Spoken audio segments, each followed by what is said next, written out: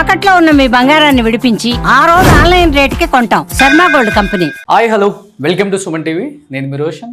So దాదాపు ఒక 7-8 నెలల క్రితం అమ్మక ప్రేమతో షో స్టార్ట్ చేసినప్పుడు కూడా ప్రత్యూష గారి మదర్ అండ్ బ్రదర్ ఇద్దరు కూడా ఆ షోలో పార్టిసిపేట్ చేసినప్పుడు అంటే కూతురికి ఆమె మీద ఉన్న ప్రేమ కావచ్చు, అక్కకి తన మీద ఉన్న ప్రేమ కావచ్చు, రెండు చూస్తున్నప్పుడు 24 సంవత్సరాలు అయిపోయింది ప్రత్యూష గారు మనందరినీ వదిలి వెళ్ళిపోయి. అయినప్పటికి కూడా వాళ్ళ ప్రేమ తగ్గలేదు.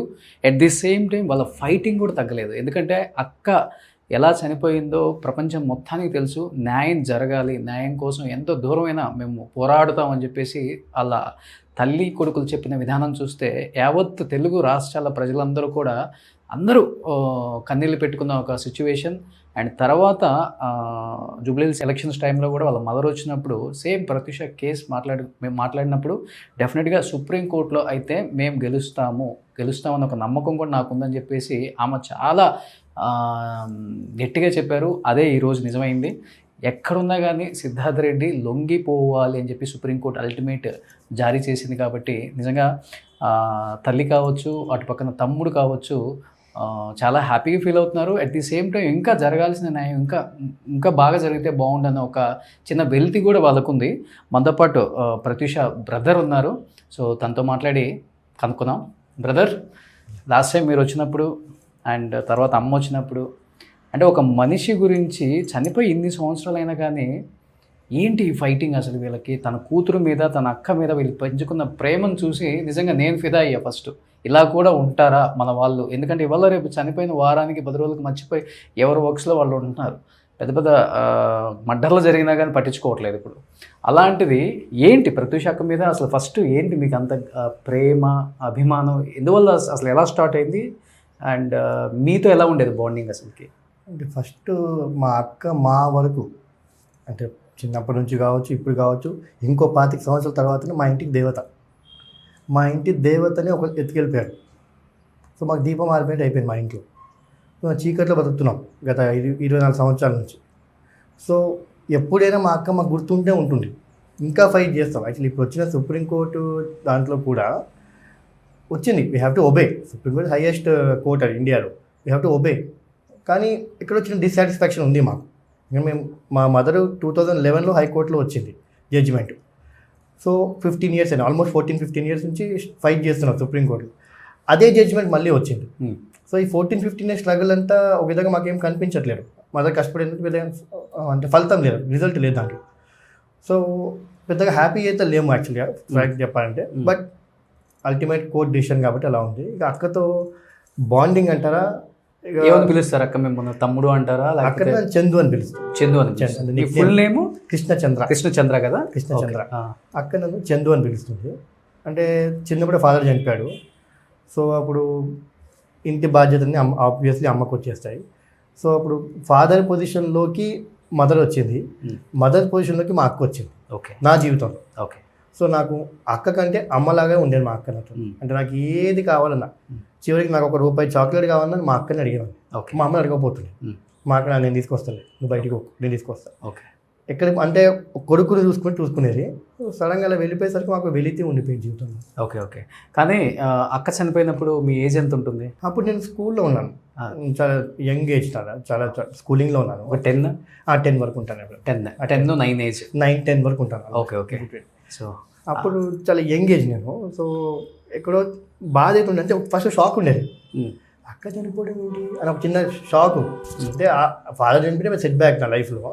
మళ్ళీ అక్క చనిపోవడం ఏంటి అదేదో బ్యూటిపాలకి వెళ్ళి వస్తా అని చెప్పారు, ఏం మాట్లాడుతున్నారు వీళ్ళని ఒక షాక్. మదర్ కూడా నమ్మలేదు, నీవు నమ్మలేదు. అలా మాకు అక్క చనిపోయిన సింక్ అవ్వడానికి మాకు 48 అవర్స్ పట్టింది. ఓకే. చనిపోయిందా నిజంగా, వెళ్ళిపోయిందా మా లైఫ్లో నుంచి, ఒక 48 అవర్స్ టైం పట్టింది. తెలియని ఏజ్ మీకు కూడా? తెలియని ఏజ్ అంటే లేదు ఏంటి ఇప్పుడే వెళ్ళింది కదా, వచ్చేస్తారు గంటలు అంటుండే మాకు. సో ఆ షాక్లో బయటపడడానికి మాకు చాలా టైం పట్టింది. టు బి ఫ్రాంక్ ఇంకా మేము ఆ షాక్లో ఉన్నాం. ఓకే.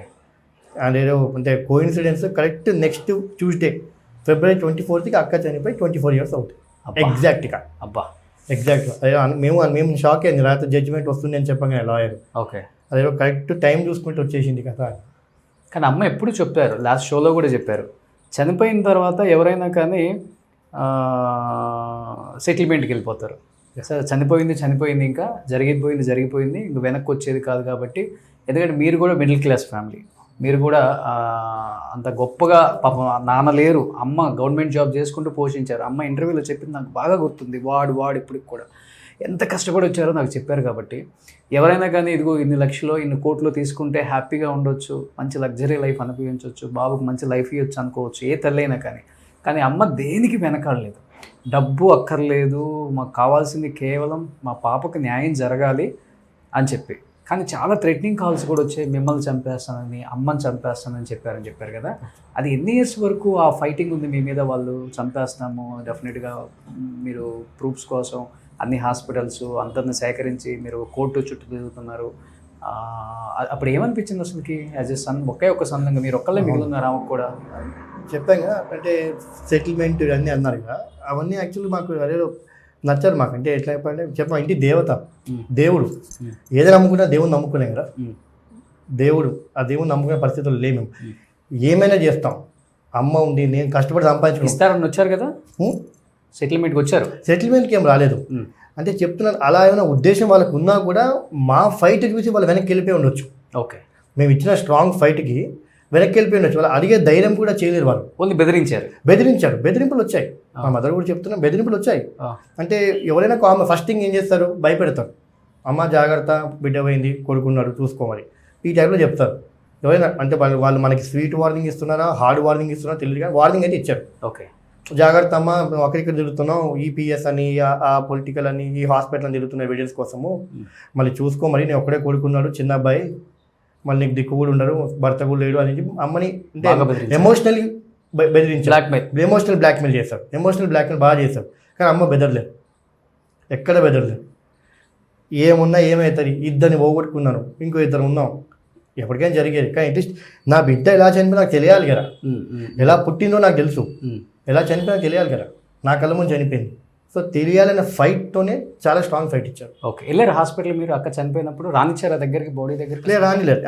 అంటే నాకు బాగా ఇప్పటికీ బాగా ఆ ఒక్క సీన్ నాకు బాగా గుర్తు. ఏంటంటే నేను ఇక్కడ ఉన్నాను, అమ్మ పక్కన అమ్మ చేయబట్టుకున్నాను.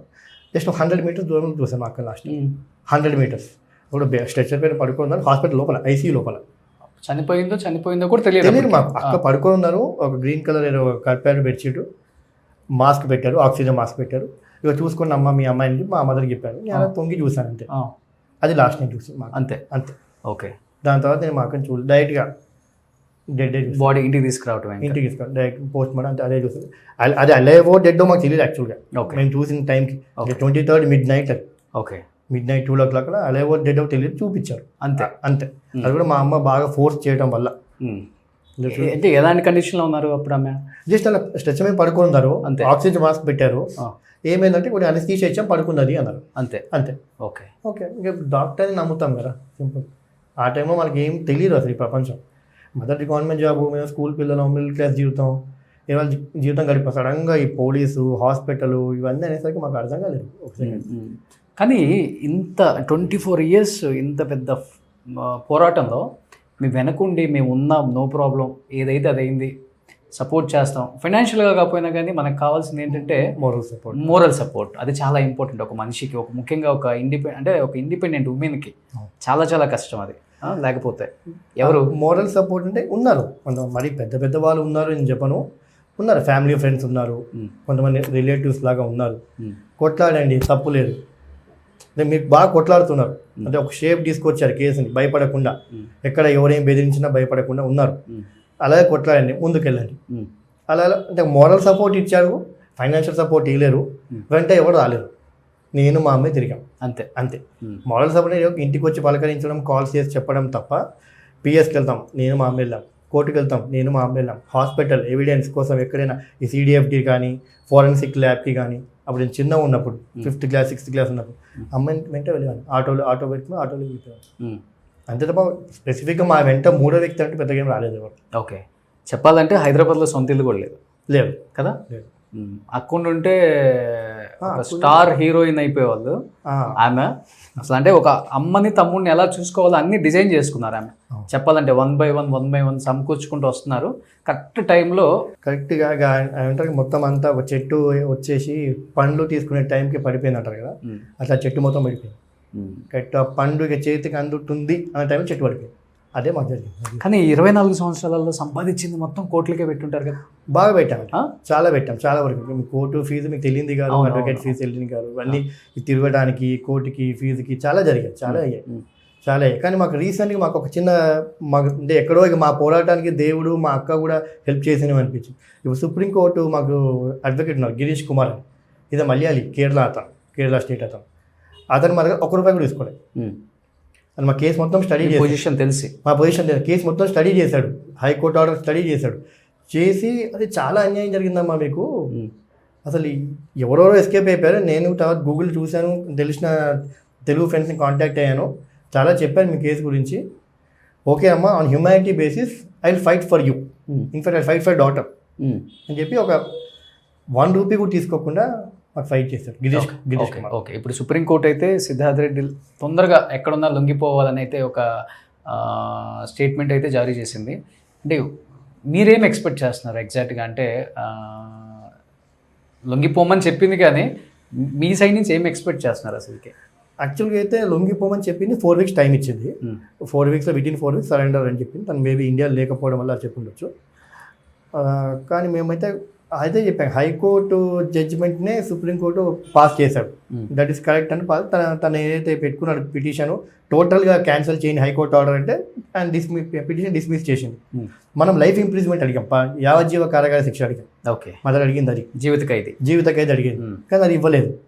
తనకు కూడా ఎంకరేజ్ చేయలేదు, నువ్వు హ్యావ్ టు ఫేస్ అని చెప్పి తనకు కూడా చెప్పారు, మనకి ఇది ఇవ్వలేదు. ఓకే, సో ఫుల్లీ సాటిస్ఫైడ్ అని చెప్పలేము, కంటి తుడుపులా ఉంది. ఓకే, చెప్పాలంటే సిద్ధార్థ్ రెడ్డే కాకుండా చాలామంది బడా రాజకీయ నాయకులు పిల్లలు కూడా దీని వెనక ఉన్నారు, వాళ్ళ సపోర్ట్తో ఇదంతా జరిగింది. ఇన్ని సంవత్సరాలు ఈ కేసు నడవడానికి కూడా తీర్పు రాకుండా బడా రాజకీయ నాయకులు అండగా ఉండబట్టే అని చెప్తూ ఉంటారు కదా, దాన్ని మీరు నమ్ముతుంటారా? ఖచ్చితంగా నమ్ముతాను, అంటే ఖచ్చితంగా నమ్ముతాను. ఉన్నారు, 100% ఉన్నారు, పెద్దవాళ్ళు ఉన్నారు కాబట్టి మీరు అందరూ బతికే ఉన్నారా ఆ రాజకీయ నాయకులు? అందరు కొంతమంది ఉన్నారు, కొంతమంది వెళ్ళిపోయారు, వాళ్ళందరూ ఉన్నారు. ఇప్పుడు వాళ్ళ పేర్లు తీయడం అనేది పెద్ద ఇష్యూ కాదు, పేర్లు తీస్తాం, పేర్లు చెప్తాం, నెక్స్ట్ ఎవిడెన్స్ ఏంటి అని అడుగుతారు. మీరు అడుగుతుండొచ్చు, వేరే వాళ్ళు అడుగుతుండొచ్చు, ఏం ఎవిడెన్స్ ఉన్నాయి కదా అతని పేరు తీసాను అనమాట. మా ఎవిడెన్స్ లేదు, ఆ పేరు మేము చెప్పినా ఫాయిదా లేదు, ఉల్టా మా మీద వాళ్ళే పరువు నష్టం దావా వేస్తుండొచ్చు, డిఫమేషన్ కేసు వేస్తారు. సో ఆ పేరు చెప్పకపోవడానికి కారణం అంటే అదే, భయపడి కాదు, ఎవిడెన్స్ లేక. సో కేవలం సిద్ధార్థ్ రెడ్డి తీసుకెళ్ళటం వల్ల, వాళ్ళు ఎంకరేజ్ చేయడం వల్ల, వాళ్ళు ఎంకరేజ్ చేసి ఆమెని అత్యాచారం చేసి చంపేశారు, అంతే సింపుల్. మల్టిపుల్ పీపుల్ అనే వర్డ్ మదర్ ఫస్ట్ నుంచి వాడుతున్నారు. అవును, 24 years నుంచి మదర్ వాడేవాడిని ఒకరు కాకుండా చాలా మంది ఉన్నారు. కానీ అప్పటికే అన్ని సాక్ష్యాలు వెళ్ళిపోవడం సిబిఐ ఎంతమంది ఉండొచ్చు అంటే మీకు తెలిసినంత వరకు? మల్టిపుల్ పీపుల్ నాకు తెలిసి ఒక 4-5 members 4-5 members కలిసి ఉన్నారు. 4-5 members, దాంట్లో మిగతా 4 రాజకీయ నాయకులు పిల్లలే. అందరు రాజకీయ నాయకులు గారు కొద్దిగా బాగా రిచ్ పీపుల్ అని చెప్పొచ్చు. ఓకే, అంత రిచ్ పీపులే. ఓకే, రాజకీయ నాయకులు కాదు, కొంతమంది బిజినెస్ మ్యాన్ అలా ఉన్నారు, ఒకళ్ళిద్దరు రాజకీయ, ఒక దగ్గర పొలిటికల్గా ఉన్నారు, పొలిటికల్ ఇన్ఫ్లుయెన్షియల్ పీపుల్. కానీ ఎవిడెన్స్ లేవు, వాళ్ళ పేర్లు తీసినా వాళ్ళకి ఏం సిబిఐ కోర్టే ఏం చేయలేదు, సిబిఐని ఏం చేయలేకపోయింది. సిబిఐ కోర్టుకి వచ్చేసరికి 2007 ఆ టైంకి వచ్చేసరికి అప్పటికే ఏం లేవు. అంటే సిబిఐని కూడా 100% తప్పు పట్టినీకి ఇక్కడ ఉండరు, వాళ్ళకి పోలీసులు ఇచ్చిన ఏవైతే ఎవిడెన్స్ ఉందో దాని మీదనే వాళ్ళు ఇన్వెస్టిగేషన్ చేశారు. ఓకే, సో వాళ్ళకి ఏం లేకపోవడం వల్ల ఎవరిని ఏం చేయలేకపోయారు. అంటే ఇక్కడ మిస్ అయినా కూడా అక్కడ దొరుకుతారు దేవుని దగ్గర. సూపర్. నిజంగా కృష్ణ చైతన్యతో వన్ ఆఫ్ ద రీజన్ మాట్లాడించడానికి ఏంటి అంటే, తను కూడా ఇండస్ట్రీలో హీరోగా చాలా ట్రై చేస్తున్నారు, అండ్ చాలామంది కూడా తనతో చేయించాలి హీరోగా అని చెప్పి కూడా ఎంకరేజ్మెంట్ చేస్తున్నారు. కానీ ఎక్కడో చిన్న ల్యాగ్స్ ఉన్నాయి అన్నమాట. అండ్ ప్రత్యూష ఎంత బాగా యాక్ట్ చేస్తారు, అండ్ తను కూడా అంత బాగా యాక్ట్ చేస్తారు. ఇండస్ట్రీ తను కోల్పోయింది, తను బాగా ఎంకరేజ్ చేసింది, తెలుగు అమ్మాయి అయినా కానీ ఆ టైంలో ప్రత్యూష వచ్చిన టైం చాలా బాగుంది. చేసిన కొన్ని సినిమాలతోనే ఒక స్టార్ హీరోయిన్ ఇమేజ్ అయితే తను తెచ్చుకోగలిగారు, బికాజ్ అంత బాగా యాక్ట్ చేస్తారు. కాబట్టి కృష్ణ చైతన్యని కూడా అలానే ఎంకరేజ్ చేయండి.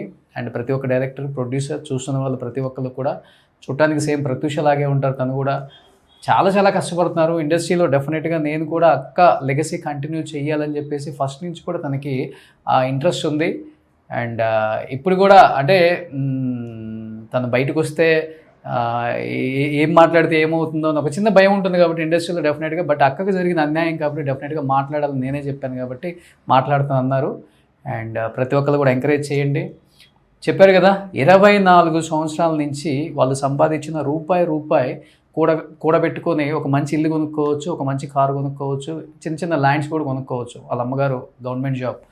బట్ అయినప్పటికి కూడా 24 సంవత్సరాల నుంచి వస్తున్న సంపాదన అన్నీ కూడా కోట్ల చుట్టూ న్యాయం కోసం, కూతురికి అన్యాయం జరిగింది, న్యాయం జరగాలని చెప్పేసి ఉన్న డబ్బులన్నీ ఖర్చు పెట్టుకొని ఇప్పటికీ అద్దెంట్లో ఉంటున్నారు అనే మాట ఎవరికి తెలియదు. నిజంగా వాళ్ళు కాబట్టి దాన్ని చాలా ఇష్టంగా, కూతురు మీద ఉన్న ప్రేమని ఇష్టంగా తీసుకొని ఇంత ఫైట్ చేశారు. కానీ వేరే తల్లిదండ్రులు కానీ వేరే ఎవరు కూడా ఇంత ఫైట్ చేయలేరు. 1 or 2 years ఫైట్ చేసి ఏదైతే అదేం చెప్పేసి అందరం కూడా రాజీ పడతాం. బట్ ఎక్కడ రాజీ పడకుండా సరోజిని గారు కావచ్చు, కృష్ణ చైతన్య కావచ్చు, చాలా కష్టపడి సుప్రీంకోర్టు వరకు వెళ్ళి ఆ తీర్పుని ఈరోజు పాజిటివ్గా వచ్చేలాగా చాలా కష్టపడి, ఎటువంటి రాజకీయ సపోర్ట్ లేకపోయినా, ఎటువంటి సినిమా బ్యాక్గ్రౌండ్ సపోర్ట్ లేకపోయినా కానీ, ఎటువంటి బిజినెస్ మ్యాన్ సపోర్ట్ లేకపోయినా, డబ్బు ఉన్న దాంట్లో కష్టపడి ఈరోజు న్యాయం కోసం కష్టపడ్డారు. న్యాయం గెలిచిందని చాలా సంతోషపడుతున్నారు. ఇంకా వాళ్ళ అడిగిన న్యాయం కూడా జరగాలని వాళ్ళు చాలా గట్టిగా చెప్తున్నారు. కాబట్టి